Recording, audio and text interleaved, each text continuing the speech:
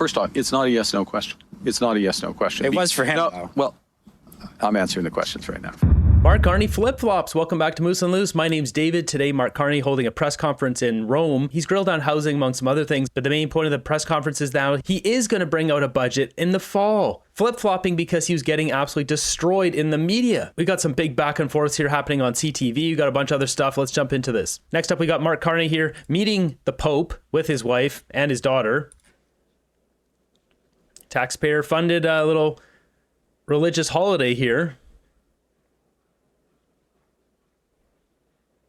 You can't really hear much of this audio, but they have a little chat here for about 60 seconds. This trip, he's using it as an opportunity to go meet more European leaders to try to tie us closer to Europe. A lot of funny stuff going on here. This goes on and on. You can see here just more chit chat. It's interesting, this reply here. The Carneys did it wrong. Look at this.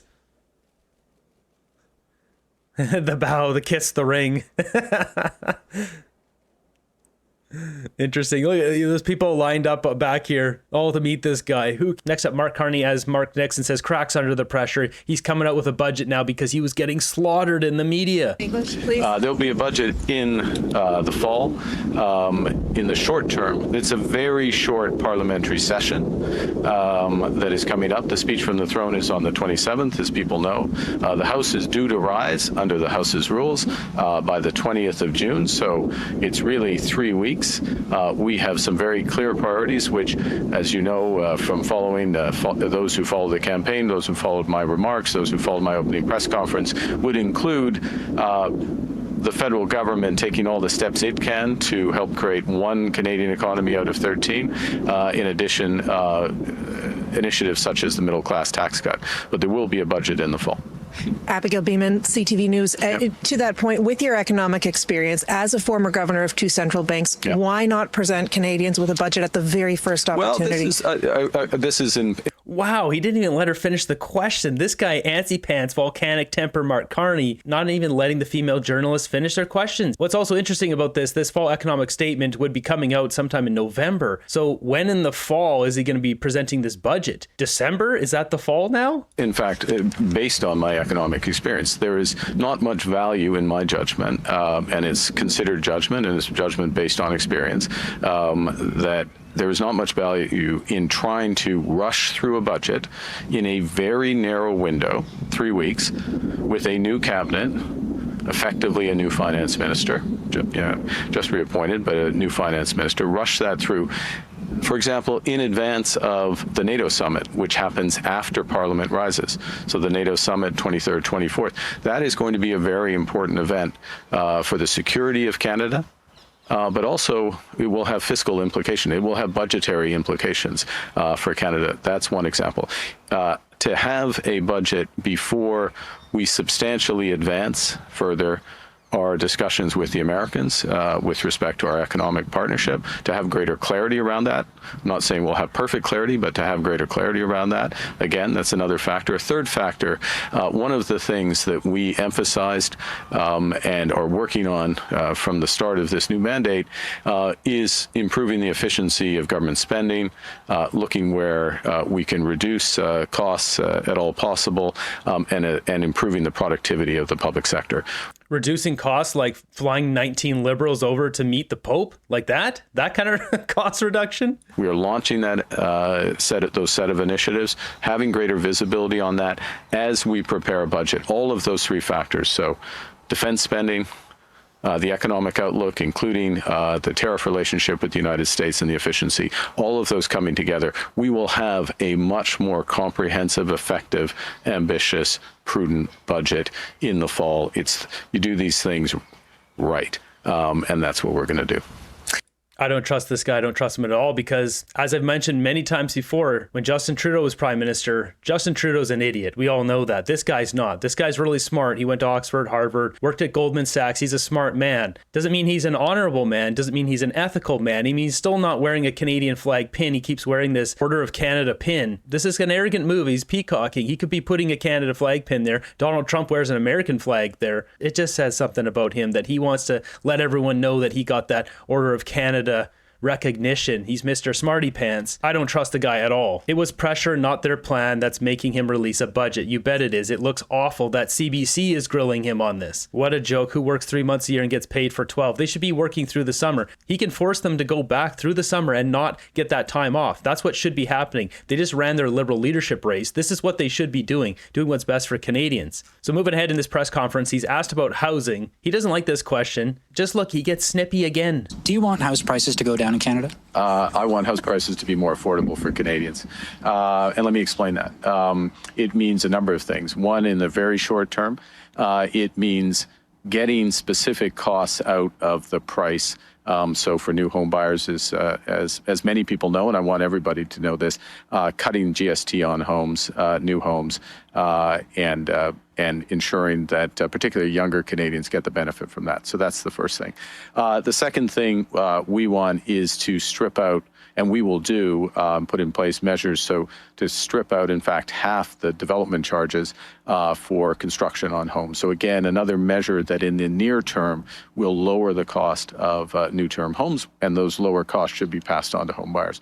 The third thing we think needs to happen, and we'll do at scale, is to help develop a much more efficient home building industry in. There it is. He wants to bring in Modular Group, part of Brookfield. You know, the one where he's got $7 million of stock options in? Efficient home building that he'll profit from. Canada, on a path to a broader doubling of the rate of home growth in Canada. So all of those factors are going to help to improve affordability.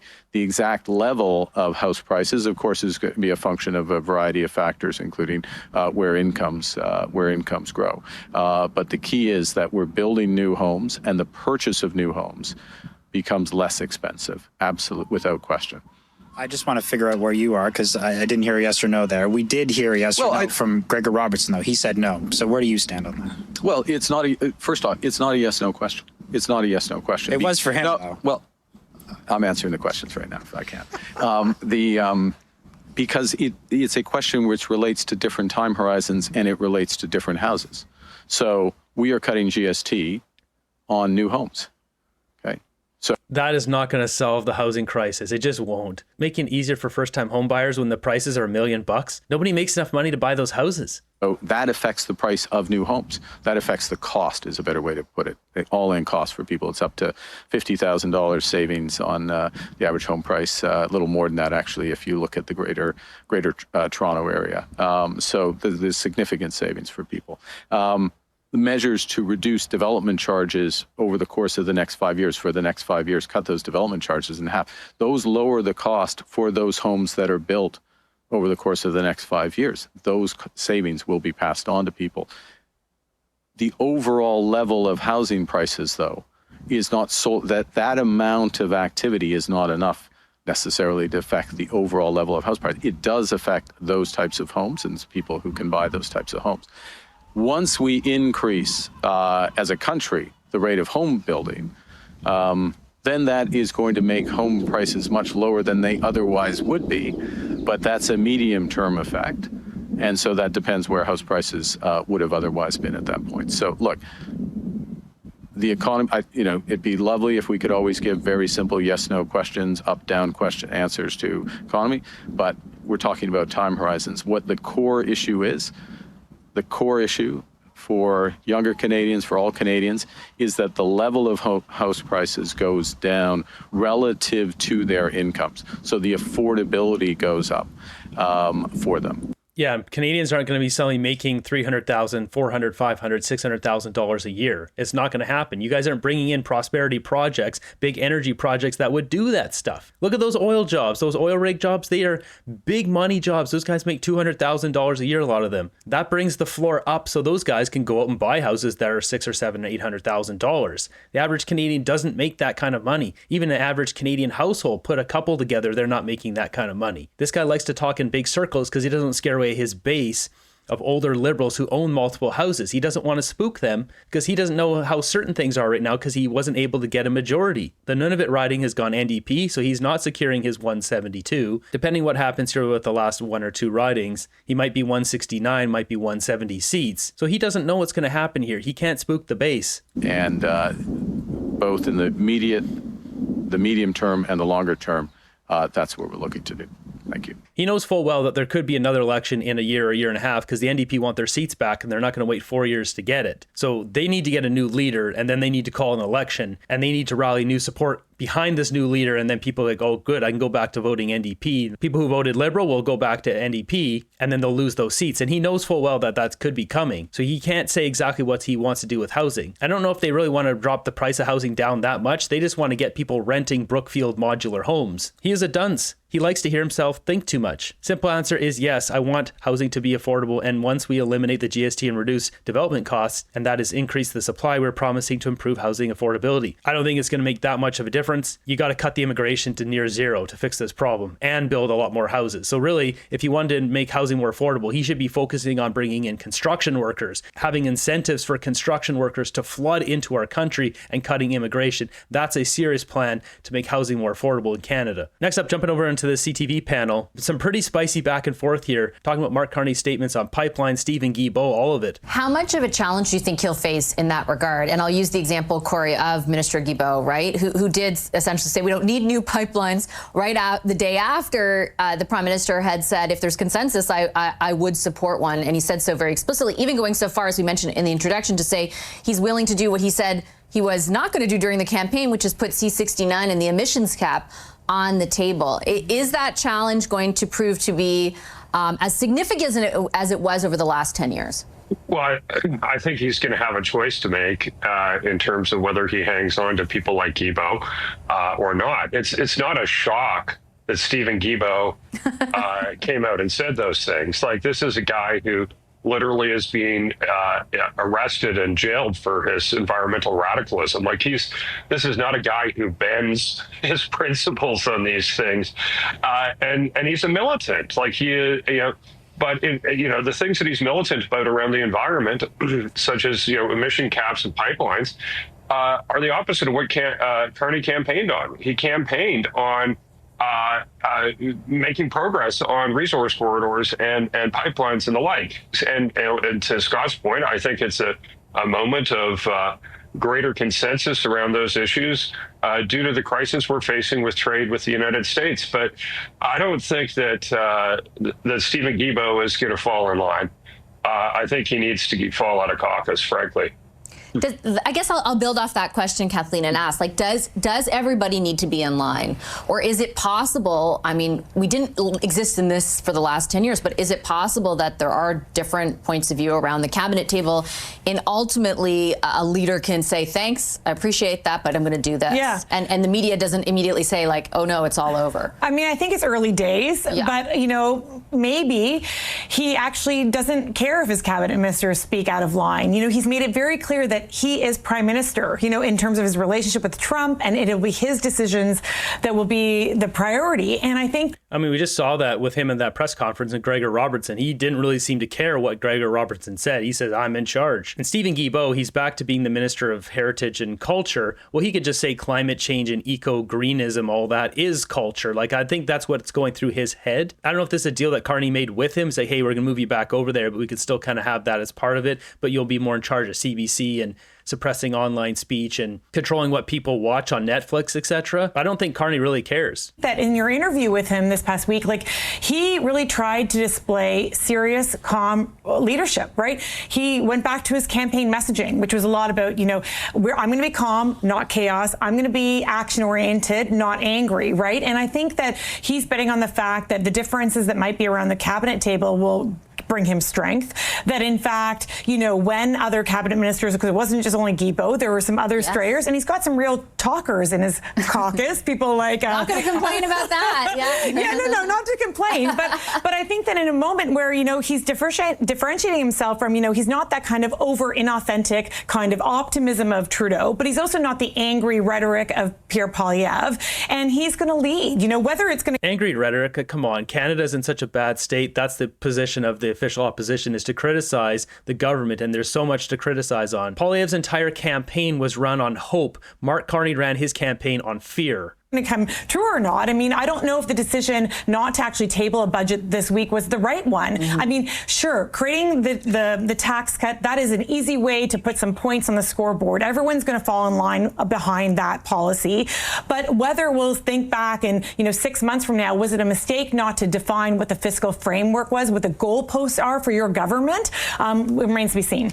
I guess we were all together on cabinet swearing in, and it sort of brings me back to, I think, Scott, what you have said frequently, which is like, and Nick Nanos also alludes to this, like there is a real pressure on the Prime Minister to make good on the message he's selling, which is like, I alone can be change, and I can enact change quickly. Like, it isn't just a message of, over time, things are going to change for you guys. It's like, I'm going to transform this economy, and I'm going to do it quickly. It's a very big promise to make.